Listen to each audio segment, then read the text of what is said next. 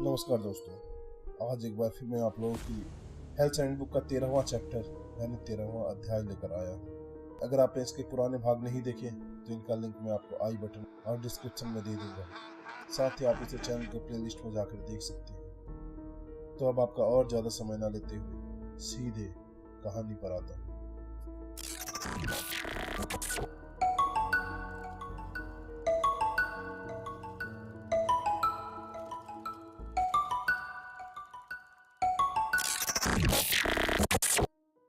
एक बार जब सुजिन और जियांगली इस लाइट की रोशनी में डूब गए तो वे 1 इंच भी नहीं हिल पाए। वे अपनी उंगलियां भी नहीं हिला पाए। ऐसा लग रहा था जैसे उन्होंने अपने शरीर पर पूरी तरह नियंत्रण खो दिया। घंटियां अभी भी बजेंगी, सुजिन बुदबुदाया। यह सही है, अभी भी बजेंगी। अगर उस शिकारी को मुझसे लड़ने में परेशानी हुई तो वो लियो यिंगिंग से बच नहीं सकता। सुजिन को आश्चर्य हुआ। उसने उम्मीद नहीं की थी कि जियांगली लियो के बारे में इतना अच्छा सोचेगा। ठीक है, हमें थोड़ी देर में पता चल जाएगा कि घंटियां बजेंगी या नहीं। यहाँ फंसने के बावजूद यह देवता अपने शिकारी पर बहुत आश्वस्त लग रहा था, लेकिन सुजिन को बिल्कुल भी भरोसा नहीं था।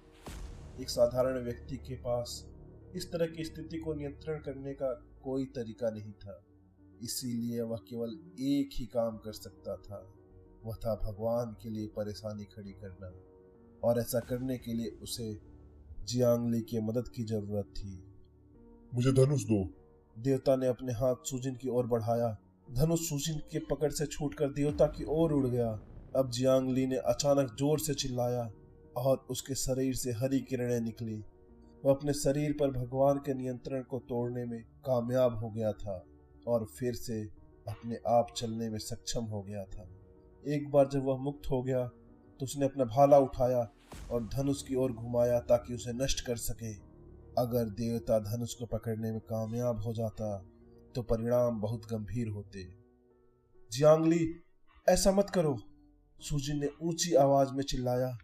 जियांगली ने सुजिन की चीख सुनी। ठीक उससे पहले उसका भाला धनुष पर लगने ही वाला था।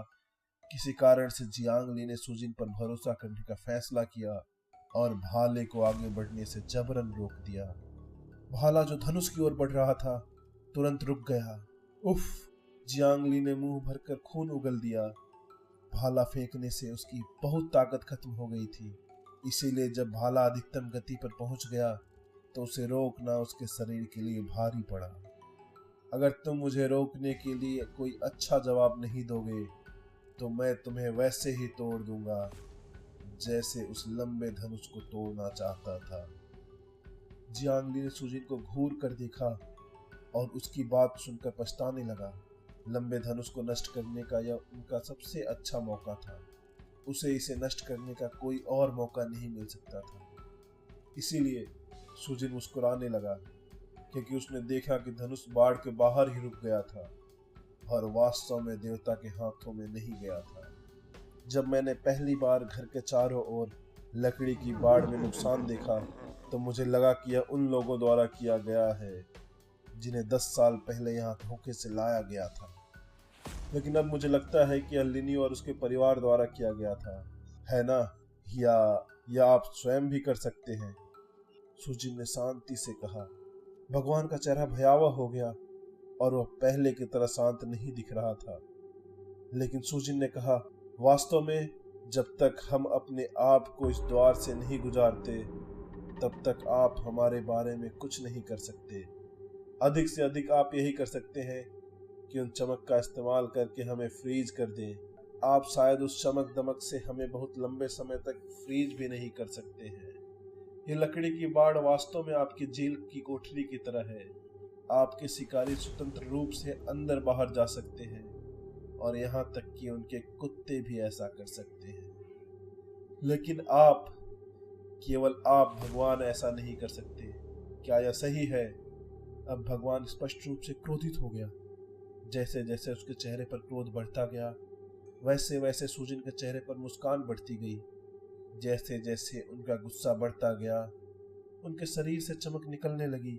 उसके शरीर से चमकती हुई किरणें उसके सिर के ऊपर उठकर एक खतरनाक चेहरा बना रही थी जो सुजिन पर गुस्से से दहाड़ रहा था।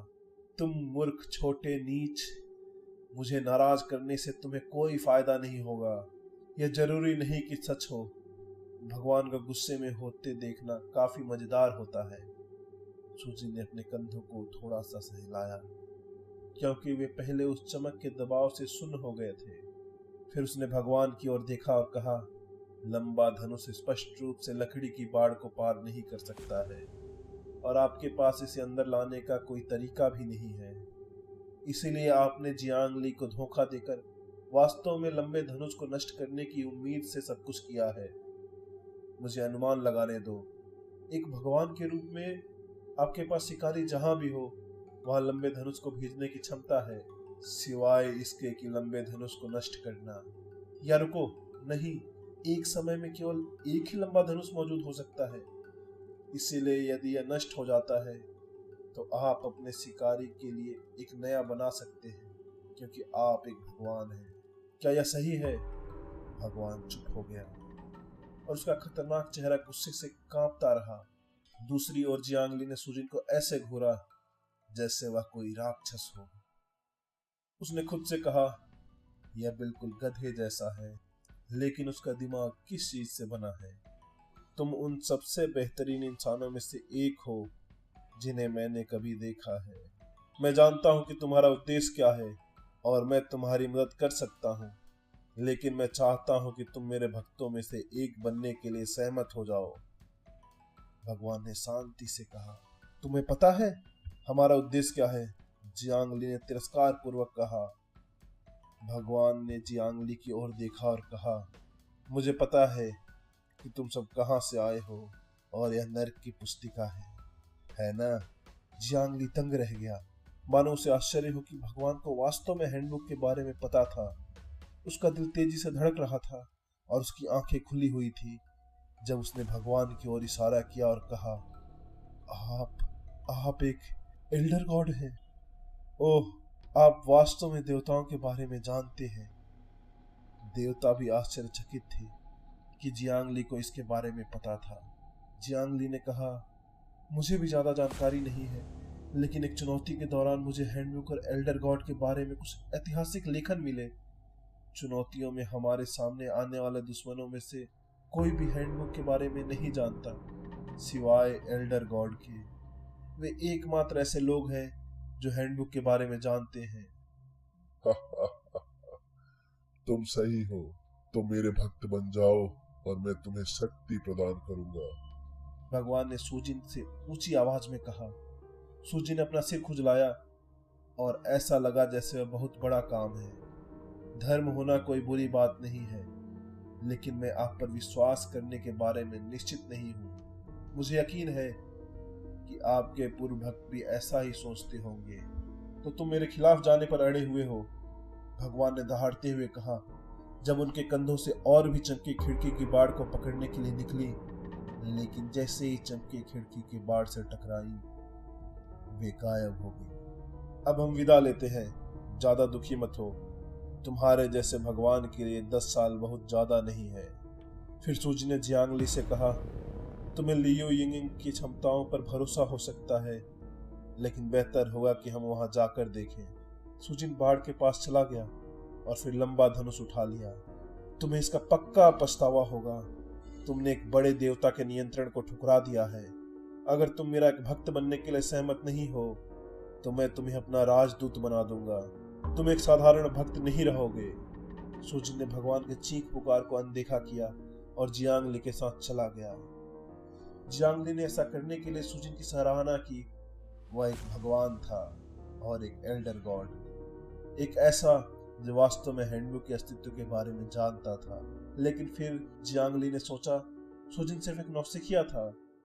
कोई भी नौसिखिया यह नहीं जान सकता था कि एल्डर गॉड वास्तव में कितना मूल्यवान है। जब वे फिर से पहाड़ की तलहटी पर पहुंचे तब उसने देखा कि लिनियो मर चुकी थी। उसके माथे में छेद था और वे अभी भी कुछ चमकीले निशानियां देख सकते थे।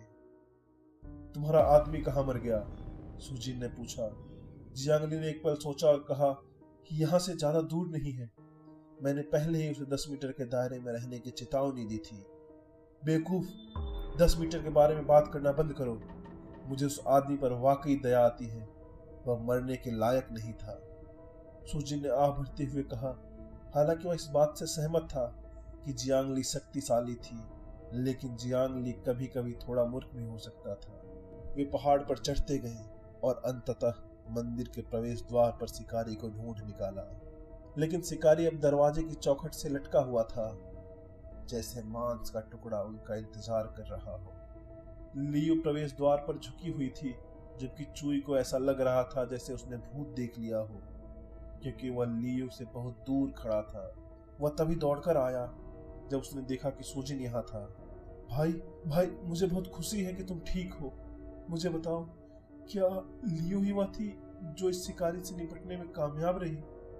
सुजिन ने धीमी आवाज से चुई से पूछा। चुई ने तुरंत सिर हिलाया। उसने मंदिर के दूसरी तरफ देखा, जहां जियांग ली और लियू बात कर रहे थे। उसके होठ मुश्किल से हिले और उसने सुजिन से फुसफुसाते हुए कहा, उस औरत को परेशान मत करो, वह बहुत दुष्ट है और वह इंसान नहीं लगती। अच्छा, कौन इतनी क्रूर है कि वह इंसान नहीं लगती? लियू ने उसके पास आते हुए चेहरे पर चमकदार मुस्कान के साथ पूछा।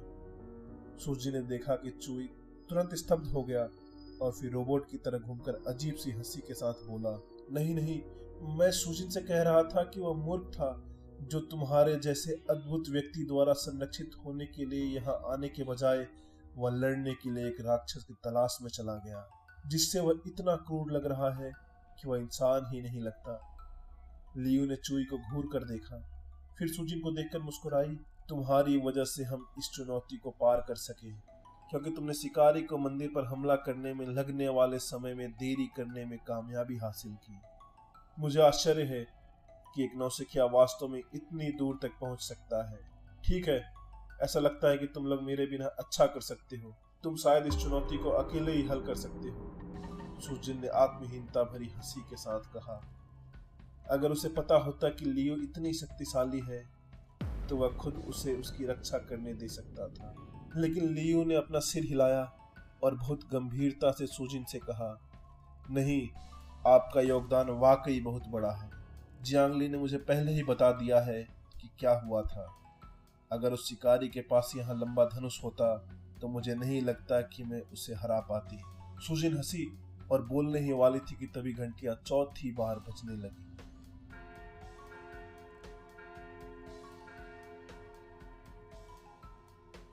बाहर का अंधेरा आसमान तुरंत चमकने लगा।